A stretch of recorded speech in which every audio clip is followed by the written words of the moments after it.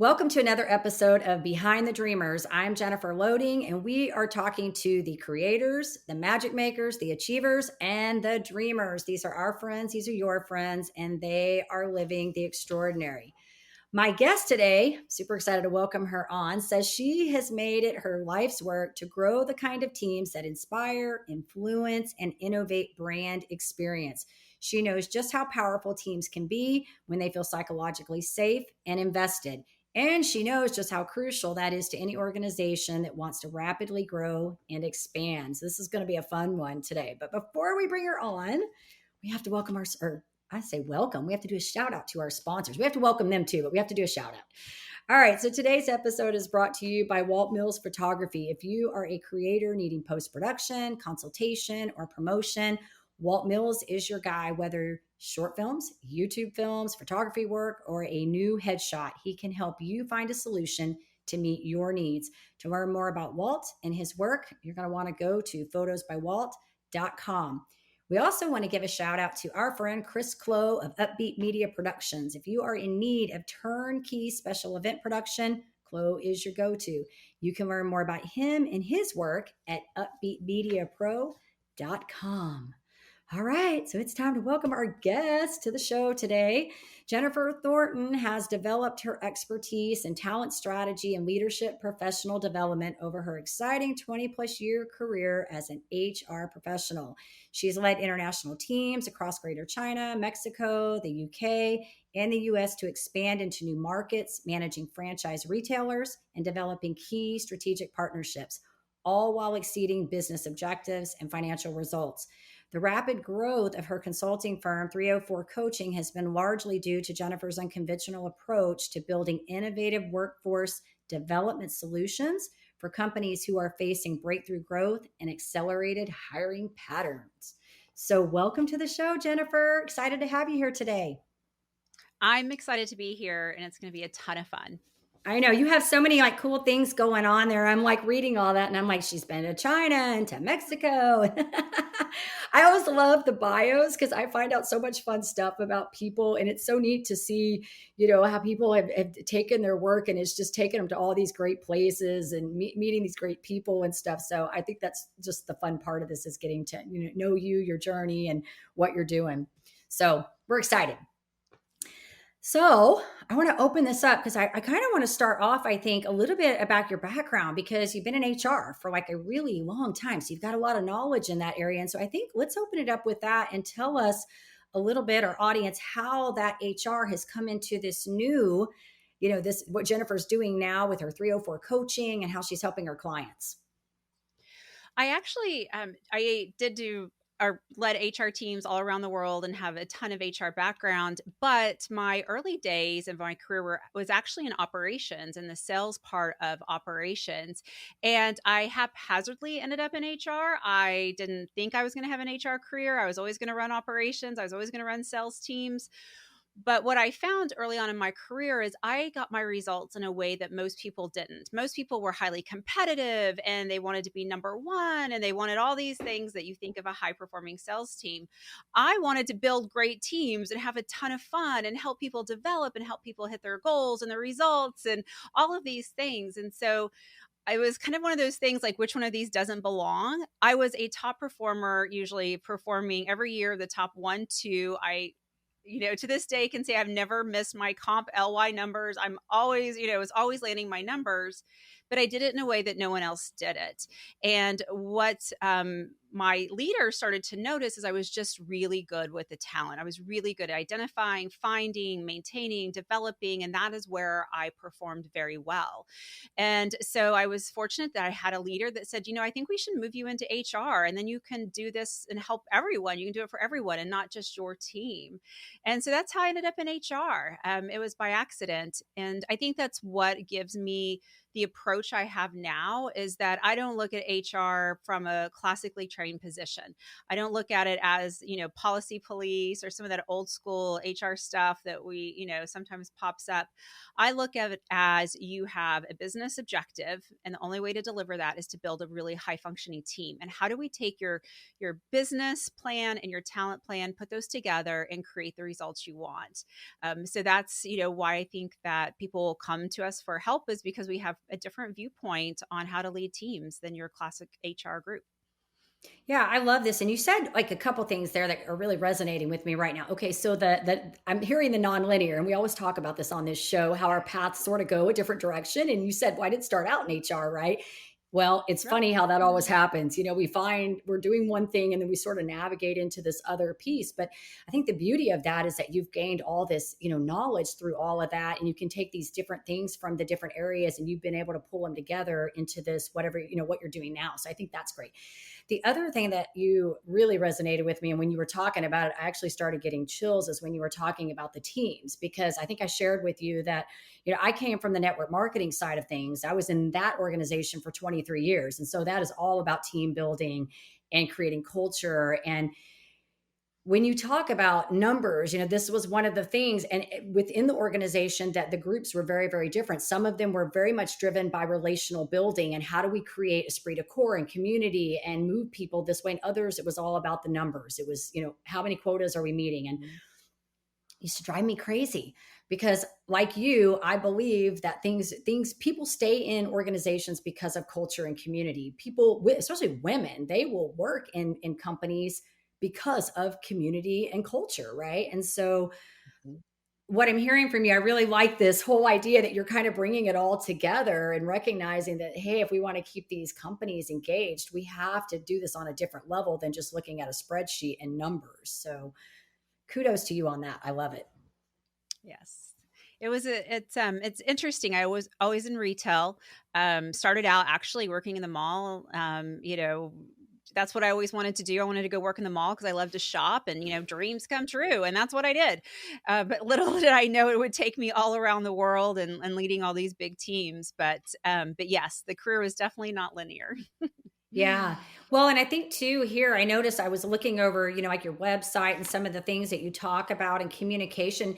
And so, maybe for some of our listeners, because there are people listening to this and some of them are actually, in corporations, they're the employer. Some of them are going to be the CEO of the company and they're looking for the talent, right? And then there's the people like me, myself, who are the solo entrepreneur that we're still dealing with people, right? We still have to outsource and we have to find the right people. And so what does that look like from your perspective when you're, say, working with these teams? Like, what is maybe some tips that you give them when they're trying to find people, or maybe just on the communication level? I think that's huge. So when we're trying to find people for work, we have to get incredibly creative in today's world. Gone are the days of a linear job. This is what you will do. This is what it will look like. These are the dates and times in which you will execute this work, right? Where we used to get, kind of those kudos for how many hours we spent in the seat. If you were there before the boss got there and still sitting there when the boss went home, you were the best employee ever. No one ever noticed if you actually got any work done in that time period. And so in today's world, we have to get incredibly creative and meet people where they're at and think about looking at it differently. So, for example, in my own business, we have 8 people on the team, and none of them are actually full time because a lot of them have other side hustles, other interests. And I purposely built it that way because I wanted to find individuals who were really, really good at what they did and allow them to only do that. Now, I could have gone out and hired 4 full-time people that did a whole, list of different things. And chances are 50% of the time they would disappoint myself and themselves because they'd be doing work they were no good at and work they didn't want to do. But because of the way that we've structured it, our view is you do the work you want to do, you do it really well, you do it when you want to do it and how you want to do it, and you show up in your best self. Now, you think about a traditional office, how does that translate? I'm very lucky. I have a virtual business. So it's a little different. But in a traditional corporate environment, you can look at it the same way. You can look at, is there someone that is so talented and 75% of their job, they knock it out of the park? 25% of it, they really struggle. Do you look at an offer that's 32 hours a week, so they still get benefits, but maybe they're working 4 days a week and they're focused on that 75% they're really good at? There's just so many different ways you can start to look at work in today's world. Technology has changed that. You can look at, obviously, there's enough podcasts that have talked about the workplace and blended approach and virtual. We don't have to get into any of that. But it's really about getting creative and thinking about who can do this work. Why would they want to do this work? How do I find them? Where are they actually at? They're probably not on Indeed. If they're really good at what they do, they're probably maybe even a consultant or at another organization. And go out and try to find them, but then really get to know that candidate and find out what's important to that candidate, and think about how you can structure something unique that delivers on all the things that they want so you get the best work out of them.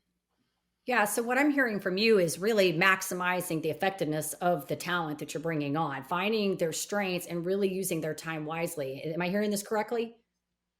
Absolutely. And Okay. what that does is it decreases the stress for that employee. So if I know the only work I'm going to do is work I love and I'm good at, I'm not going to wake up and go, oh, I hope I don't upset so and so today. I hope I got that right.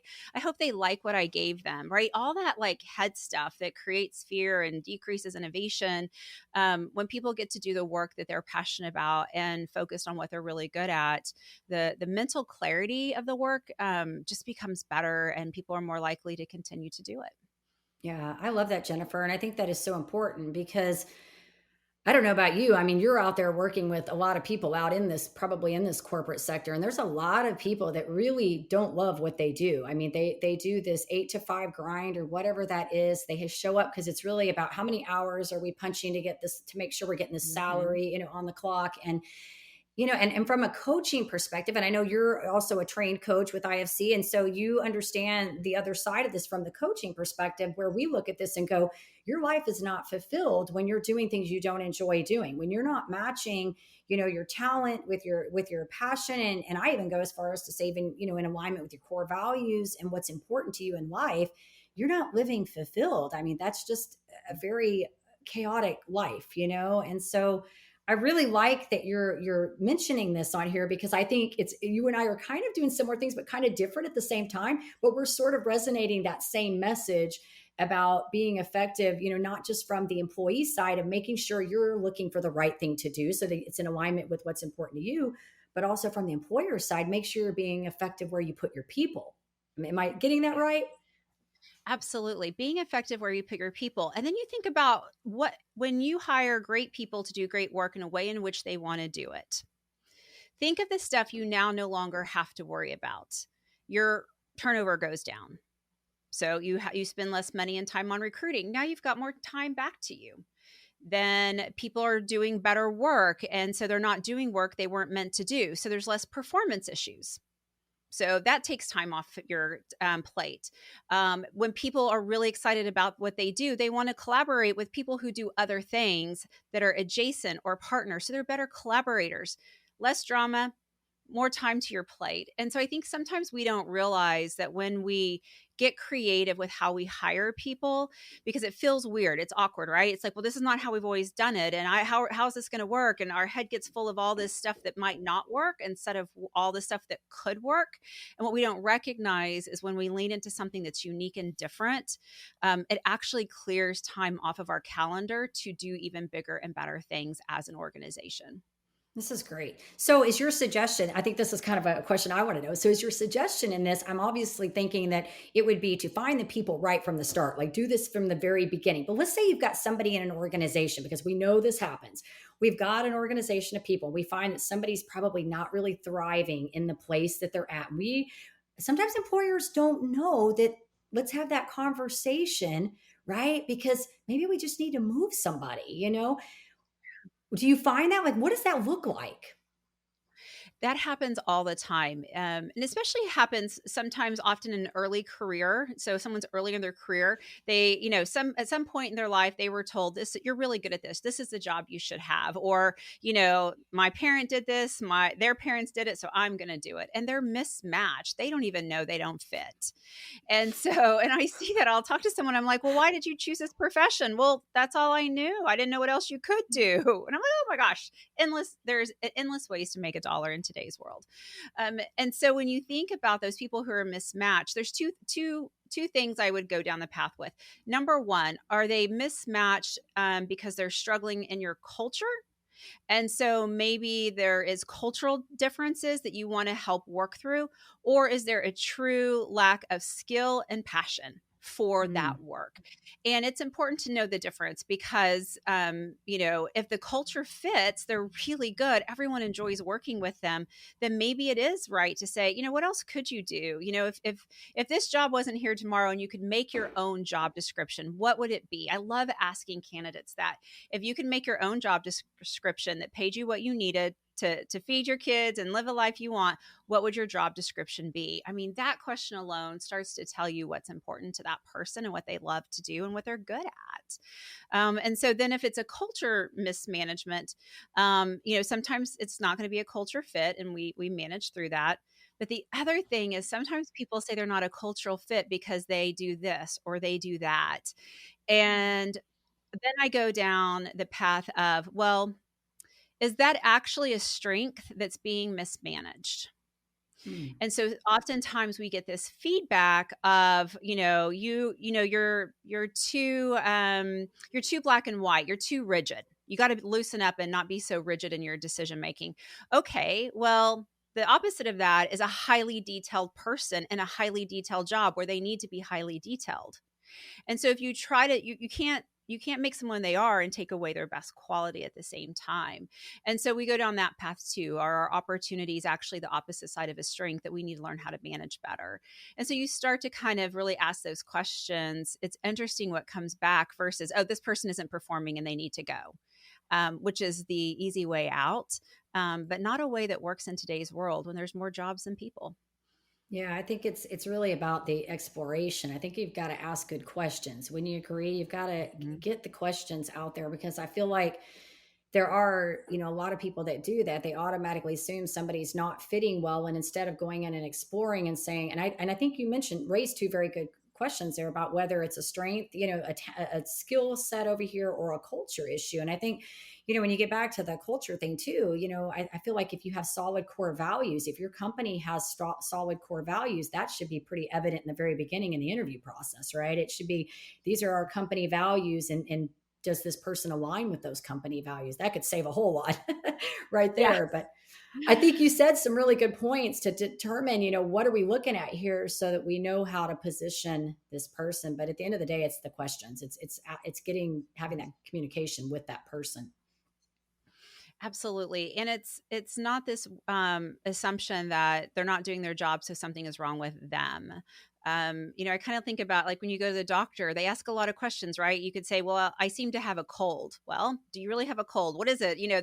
They start to really dig in and figure out what is underneath the symptoms, and that's what we have to do with performance. What's underneath the symptoms? So the poor performance is a symptom of something. And when we get into that, we're allowed to start to think about, is there an opportunity to do something with this person, or is it not a match? That does happen. That is life. But I think too many companies are quick to say goodbye to really great people because they don't take the time to really, diagnose and look into it. Yeah, I agree with you on that. Good stuff, Jennifer. So, this has all been great information, and hopefully, some of our listeners, because like I said, we've got kind of a broad range of different people coming to the forum here. And so this has just been, I think, great for all levels, because like I said, even as the entrepreneur, like you yourself, you've got people that are working for you. And this applies just as it does to the big CEO of a big company, so good stuff.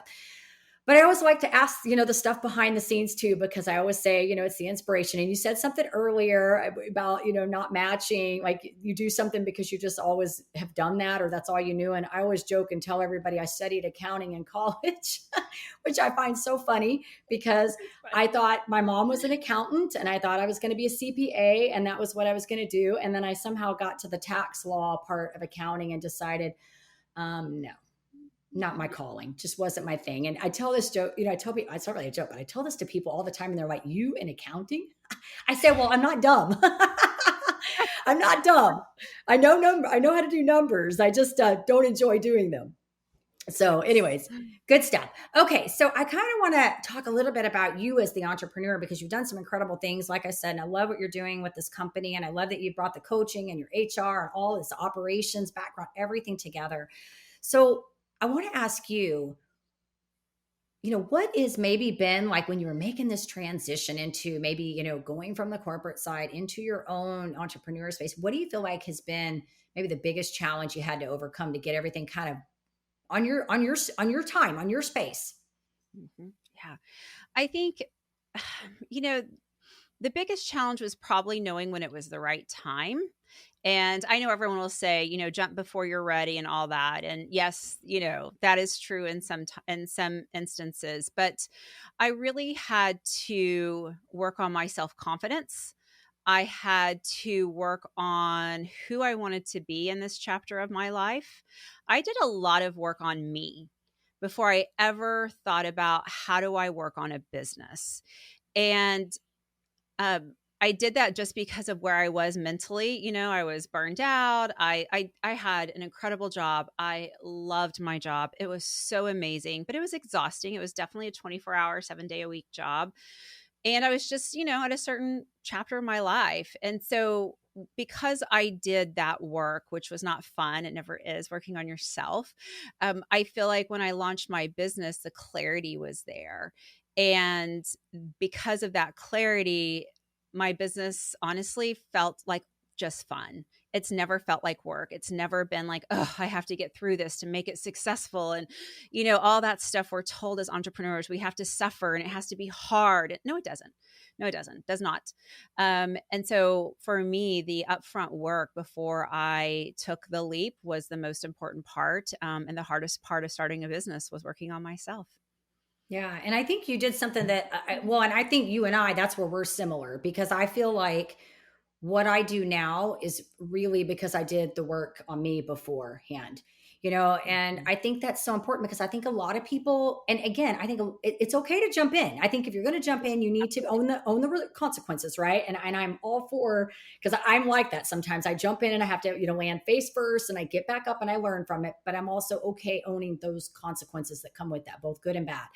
And so I think that, yes, you can reduce a lot of that if you are willing to do the work, but it has to be on you because I think a lot of entrepreneurs go in and they don't realize that really everything that they need to build their business is within themselves. They have it Mhm. all there, right? They think it's another hack, a widget, a Facebook page, a group, a business card, a fancy website. They think it's all these things. And yes, we need those, but really to achieve anything, I don't care if you're running a marathon or a bit or you're operating a business. I've done both, so I can say this for real. They both require internal work. They both require you to work on yourself to sustain that journey. So I think that says a lot about your character, as you're bringing your business forward to the forefront. It's not just, hey, let me show you what I can do in the talent space, but let me show you how you can also be an effective leader because I'm doing that work. I've done it on myself. Mhm. Yeah. And I think that when a leader, whether they're in a traditional corporate job or as an entrepreneur, if they haven't done the work on themselves, they spend way too much time blaming others. Mm. And because it's really, so I always say blame feels good. We blame because it feels fantastic. If I can blame someone else for my problem, I no longer own it. I can sleep well at night. Not my problem. That's yours. Blame feels fantastic because it's just giving up all your self-control and putting it in someone else's hands. But when you've done the work and you are a leader, no matter where you lead, in small, large, medium, nonprofit, I don't care where you lead, if you find yourself in a high level of blame and a high level of it's everyone else's fault, then I would say you need to start working on yourself, because people who have done a lot of work on themselves and have that confidence to take ownership of situations, and instead of blaming, jump in and help figure it out. Those are the leaders who are having the most successful careers and businesses. But it's one of those, kind of, telltale signs of a leader who needs to do some personal work, is when they spend their entire day blaming others for what's going on. Yeah, and that's a tough conversation. Do you ever come across, and this, I think this will just be kind of a fun question to ask you because I don't know about you, but we're coaching people and they're human, right? And we know Yep. you and I'm sure, I've had to sit back and kind of listen to my clients. And it's almost like I just want to say, hello, like you need to do some internal work, right? But we can't say it like that. We have to be very careful about how we put that forward, and sometimes it's funny because you'll have those conversations where you've said something sort of in roundabout ways over and over and over, and then the light bulb goes off. They get it, and they're like, "Hey, I have this idea." And it's like, okay, the belief revision has happened. Something you said finally has gotten there, and now it's their idea. They can adopt it, right? Like it's theirs. They can take it. But it's hard to sometimes have that conversation to say you need to do some internal work. Well, and there is some neurological reasons why it's really hard too. Mhm. And one of those is some research around the addiction to being right. And so, Yeah. when we think about an addiction, so we understand what addiction is, right? We know that the more sugar, shopping, substance, whatever it is, the more we get, the more we need for that same high. And they've done research around leaders who have to be right. And we all know those leaders. All of us have had those leaders. We've all been called in as consultants with those leaders, and they are right. And there is no changing their mind. You could hand them a blue crayon and they would say it is, green or whatever. There would be like, they don't care. They're just right. And what happens over time, and it usually happens to really high performers, is they just constantly are right in the room, and for years and years, they get promoted because they know so much and they're right and they're right. And then they get to a position where they're leading organizations where they're not into the details as much. You can't be. The world moves faster today than it has ever moved. So it's impossible to be an expert now, because as soon as you're an expert, the next day new technology shows up. And you're leading people that do work that you don't know how to do because of that position you're in, and you're leading broad instead of deep. And so if you hold on to that addiction and you're always right, then it's really hard to take ownership. It's really hard to hear what's next for your organization. It's hard to hear your customers, almost impossible to hear your employees. And you really create this culture where the only truth that's possible is what the boss says is.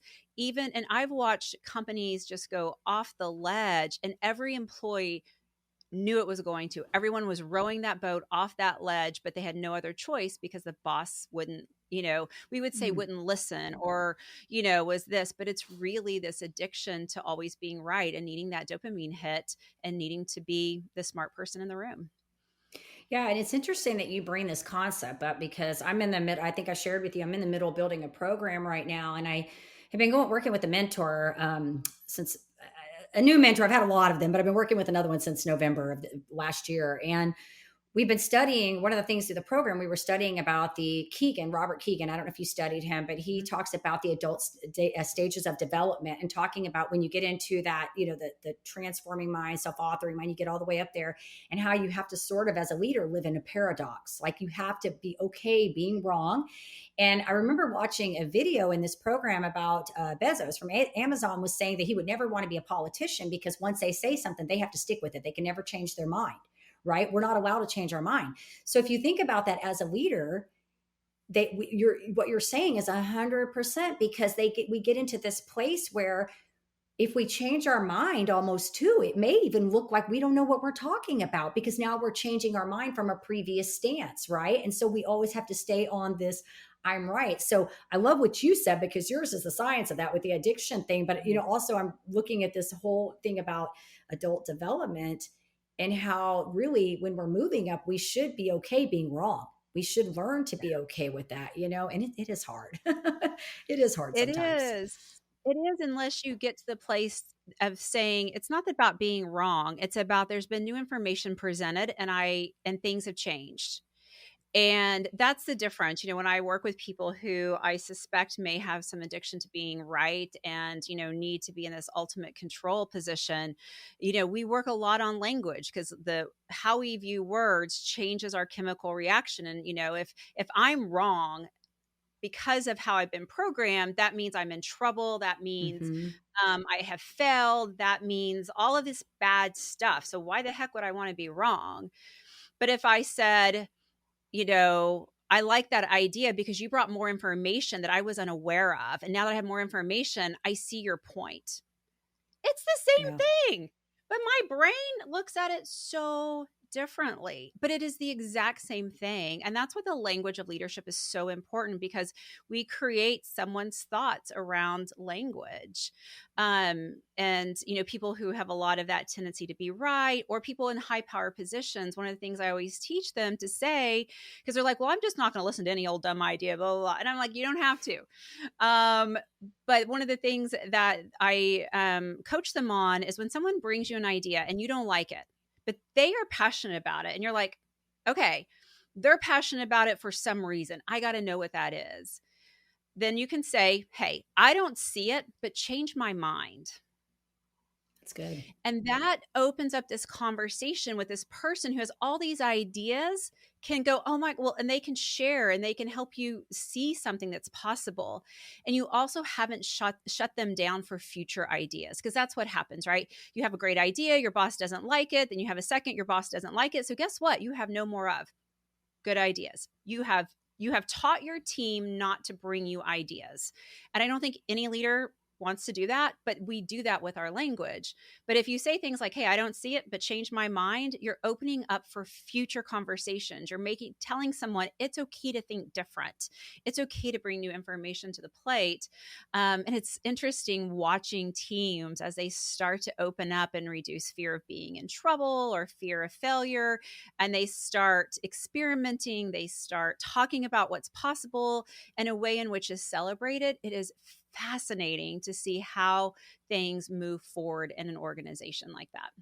Yeah, those are all excellent points. I mean, as you were talking about this, like I could totally see all this playing out because you have somebody who is a creative person coming with these ideas, and especially if they were shut down when they were younger. Talk about, adaptive challenges and limiting beliefs that are coming to the table, right? You've got this creative person with ideas coming to the table and they're immediately being shut down with their ideas. That's going to revert old feelings for them and shut them down completely.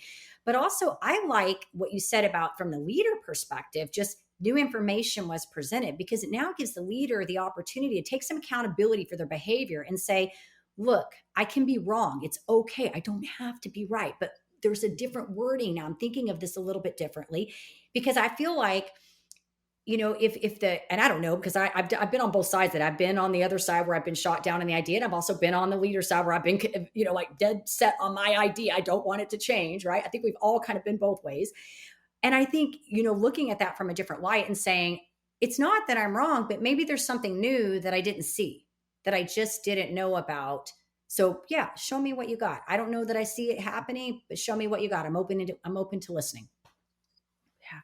And because the world is moving so fast and it's become so complex and complex and just emotional, and life's just a little bit more honest right now. Helping leaders understand how to go out with a statement and not feel like I can't change my mind, right? Or get them to understand that, because a lot of times what will happen is a leader will be like, I don't know what the future holds. I don't know what to tell these people. So they hide and they tell them nothing. And so then Mm. it's like, everyone's like, walking around like, what do I do? But you can say things like, I don't know what the future holds. The decision we're going to make today is this. But please know, as the situation or time or whatever it is progresses, be ready for change management because we may have to change our strategy. But based on what we know today, this is the best decision we can make. Be open to change management. And that allows that leader to go out and talk. Yeah. This is good, Jennifer. It's all good. So, Good. all right. Well, you've been amazing. I think you've got so much knowledge there, and I think it's great. Like I said, you've been able to bring your different worlds together. You know, your HR experience and your the other side before the HR, and then take your coaching and kind of mesh all that together to help these leaders be effective. And so, I want to ask you one final question. This is back on the entrepreneur side of things because, like I said, you are one. You're your own entrepreneur. So you said a lot of good advice for leaders and even, some of the people on the other side that are maybe on the employee side of things. But like I said, I want to target in on the entrepreneur side. So any final advice that you would maybe give to a leader that's kind of maybe they're starting out right now and they're kind of looking to find those people and they're just struggling a little bit to yeah, find those quality people. Any last minute words of wisdom you want to share? Well, always tap into your network, but we know that, good people know good people that know good people. So always tap into the network, and be okay to find, like, if you have about 10 hours of something that needs to be done, go find someone who has the best resume that does that full time at another organization. Reach out to them on LinkedIn and say, hey, have you ever thought about being, a contractor on the side? I have about 10 hours worth of work. You look like you have exactly the experience I need. Would you be open to, working part time? And you can do the work on nights and weekends or whenever is right for you. But if you ever were curious about a side hustle, I'd love to get you started. And that is how I have found a lot of really great people, is because I had a very small job that only was like maybe 10 hours a month, but someone was willing to do it on a side hustle. And it allowed them to, have multiple income streams, allowed me to meet people. If they were good, then they knew more good people. But again, you've got to get super creative on how you find talent to put in your business. Good stuff. All right. Well, this is great. You're awesome. I love what you're doing. So I want to do a couple fun questions with you. This is always my Okay. favorite part because now we get to get like, okay, we're not going to talk any more business now. We're going to talk about the fun stuff. Yeah, let's This the do it. stuff the stuff that makes us human, right? The other parts of us. All right. So let's see. Very first question I want to ask you: first concert you ever attended? Oh, John Cougar Mellencamp with my aunt. Oh my goodness. Was that here in Texas or elsewhere? It was in Oklahoma, but yes, my aunt was always, and it still is, one of the funnest people I know, and I was probably too young to be hanging out with her and her friends at a concert, which is why That's I so always fun. remember it. That's so fun. Yeah, that's fun. I love that. I love this question because I find out some funny things about people like their first concert. Some people get on and they'll be like, "I'm dating myself right now." So fun. Absolutely. Yeah, I was telling, I think it was my husband. I was telling him the other day that like my first concert that I think I went to was when Dirty Dancing was out and I was in middle school. But then like my real first concert I went to where we like had no parental, supervision was at the Summit in Houston. We went and saw Motley Crue and Skid Row. Oh my gosh, So that's like my dream concert. Well, actually, Rats, it was my number one, and then Motley Crue was right behind it. So you and I need to go and, yeah, put on some music and grab a bottle of yeah. wine. Yes. I've actually seen Motley Crue one other time, I think at the Gexa. So I've seen them twice and I've seen Brett Michaels several times. And like I have just a whole list of Oh, like, people that yeah, I've I seen was Def a Leppard. total hairband girl. I was all about the hair bands. Absolutely. And again, Awesome. yes, dating myself, but hair bands were my thing. Awesome. Awesome. All right. So let's see. Favorite, because you've done a lot of traveling with your work and stuff. So favorite destination spot. Oh, Hong Kong. I love Hong Awesome. Kong. I've Yeah, never been there. Be so it's fun. fantastic. All right. And favorite book. You have a favorite that you like? Oh my gosh. So I read a lot of books. So a favorite is picking a favorite child. But let me think of one that maybe not everyone has ever or not heard of. There's this beautiful book that I've never met someone who's read it, and it's called The Art of Hearing Heartbeats. Hmm. And it is a beautiful, beautiful story across generations. So it just emotionally always stayed with me, and it's not that common. So it's a little golden book out there that a lot of people have missed, but it's This fantastic. is good. And people can listen and get books. But you know what? I didn't even know that you read books. I just assumed because you did coaching and personal development that you probably are like I am and you've read a lot of books. Well, So I I have a actually don't list read. too. I don't. Here's a little secret. I don't read personal development leadership books. I read nonfiction, because the stories of life and the stories of adversity and working through things and the power of resilience and grit, I think teaches me more than a book of Uh-huh. do this. And Yeah. so I actually am one of those people that don't read those books.